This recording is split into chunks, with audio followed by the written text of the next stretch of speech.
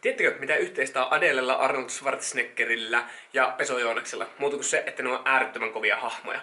No, nämä kaikki kolme tyyppiä on luonut oma uransa niiden vahvuuksien varaan. Ja ne vahvuudet, ne ei välttämättä ole aina ollut yleisesti hyväksyttyjä, vaan ne on tehnyt niistä vahvuuksia. Ennen kuin Adele tuli iso yleisen tietoisuuteen, niin kriitikot oli sanonut Adelelle, että susta ei ikipäivänä tuu menestyvää pop-tähteä, jolle sä laihuta. Nimittäin pop-maailma ei tunne ton kokoista laulajaa. Hykut tuli ihan paha olo, kun miettii tuota kommenttia. Excuse me! Miten ihmisen koko liittyy sen laulutaitoon? Kysynpähän vaan. No, jos Adele olisi tosiaan kuunnellut noita kriitikoita, niin ei sitä välttämättä olisi tullutkaan noin suosittua pop-laulajaa.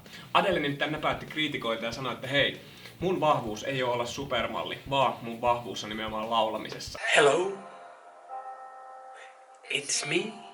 Kaching! Mietitään seuraavaksi 80-luvun elokuvaohjaaja. Kuinka moni teistä olisi palkannut oikeasti miljoona sopparilla? Siis tyypin, joka on 2 metriä pitkä, näyttää kehonrakentajalle, puhuu äärettömän huonoa englantia semmoisella niinku saksalaisella aksentilla, ja jonka nimi on lähestulkoon mahoton tavuttaa oikein. S-W-A-R-Z-Z-N-E-G-G-E-R Schwarzenegger. Niin, kokeilepa itse. Harva sitä varmaan oiskaan uskonut silloin, että Arnold Schwarzeneggeristä tulee yksi menestyneimpiä Hollywood-näyttelijöitä ja Kalifornian kuvernööriä. Arska käänti nimenomaan sen englannin kielen aksentin ja sen ulkoisen olemuksensa vahvuudeksi ja teki siitä sen oman jutun ja ratsasti myöskin sillä. Silloin rikottiin aika paljon elokuva-alan normeja, eli tapoja toimia. Itsehän en tosiaan puhunut vielä 2-vuotiaana sanaankaan ja mun vanhemmat vei mut puheterapeutille sen takia. No, sen jälkeen ei ollut sitä ongelmaa. Nimittäin ekalla vai tokalla luokalla niin meidän äiti istui päivän mun kanssa koulun oppitunneilla sen takia, koska mä en osannut olla hiljaa. Ja lukion 3. luokalla mä oon lentänyt vielä matikan tunnilta ulos, koska mä en silloinkaan osannut vielä olla hiljaa. No, tänä päivänä mulle maksetaan siitä, että mä puhun.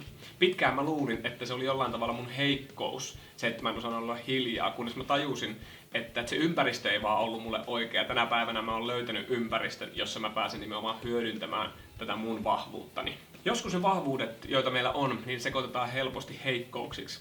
Tai että ne ominaisuudet, jotka meillä on, niin ei välttämättä ole yleisesti hyväksyttyjä, jolloin me koetaan ne heikkouksina. On siis hyvä miettiä, että minkälaisissa ympäristöissä ne omat vahvuudet toimis kaikista parhaiten. Toisinaan se vaatii kylläkin vallitsevien normien rikkomista, eli aika vahvasti pitää myöskin luottaa siihen omaan vahvuuteen. Mutta kaikki tämä lähtee pitkälti liikenteeseen siitä, että me tiedostetaan, että mitkä ne meidän vahvuudet oikein on. Niin, sinähän sen Jonas sanoit, että mitkä ne on ne meidän vahvuudet. Hyvä kysymys. Tämä on taas se kohta, kun alkaa oikeasti vähän ahdistamaan, kun pitäisi alkaa miettimään niitä omia vahvuuksia. Mitäs jos se ei oikein hyvä missään, taikka että on tasaisen hyvä kaikessa, niin mitäs sitten? Se on hirveän vaikeaa nimenomaan tunnustaa ehkä itselle tai sanoa ainakin ääneen siis se, että tässä asiassa mä oon oikeasti hyvä. Monesti me puhutaan pelkästään osaamisvahvuuksista. Meiltä unohtuu täysin se, että meillä on myöskin luonteen vahvuudet. Niiden tarkasteleminen on mulle ainakin ollut vähän helpompaa kuin se, että mä sanon, että tässä ja tässä asiassa mä oon todella hyvä. Tuohon luonteen vahvuuksiin löytyy hyvä testi. Mä laitan tuonne alas myöskin linkin sinne. Luonteen vahvuuksista puhutaan aika vähän, mutta on yhtä tärkeää rakentaa se tulevaisuus niiden vahvuuksien varaan kuin niiden osaamisvahvuuksien varaan. Mun 2 vahvinta luonteen vahvuutta on uteliaisuus ja sosiaalinen älykkyys. Se, miten nämä näyttäytyy tämän päivän työssä, on se, että mä tykkään tehdä tosi paljon siis ihmisten kanssa töitä ja mä aina hakeudun nimenomaan semmoiseen työhön, jossa mä pääsen olemaan ihmisten kanssa, en niinkään koneiden tai asioiden kanssa.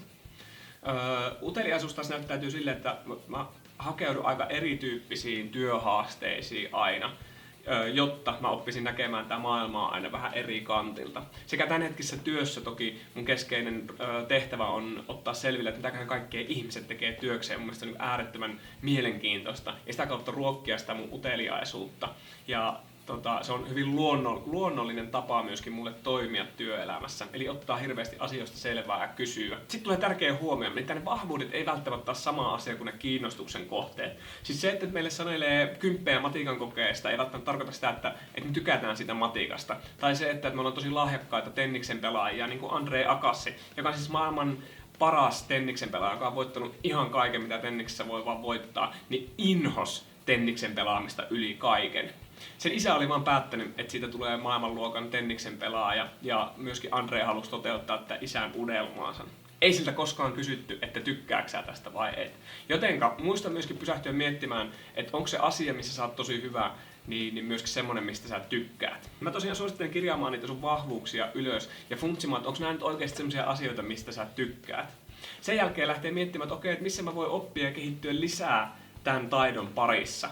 Tai että minkälaisissa ympäristöissä sitä voisi soveltaa parhaiten. Jälleen kerran kannattaa oikeasti puhua näistä asioista ääneen esimerkiksi sisarusten tai vanhempien tai kavereiden kanssa. Sieltä voi tulla aina yllättäviä pointteja, että hei, tiesitkö, että tossa ammatissa tai tossa ympäristössä voisit toteuttaa parhaiten noita sun ominaisuuksia ja taitoja.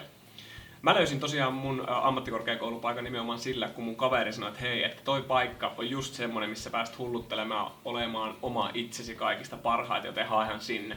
Ja oikeassahan se oli. Mä annan tosiaan tuohon alas linkkiä siihen luonteenvahvuustestiin. Käy ihmeessä tekemässä joko se pikainen versio tai sitten se pidemmän kaavan kautta tehtävä versio. Mutta suosittelen tekemään, se antaa vähän uutta tulokulmaa myöskin siihen oman jutun löytämiseen.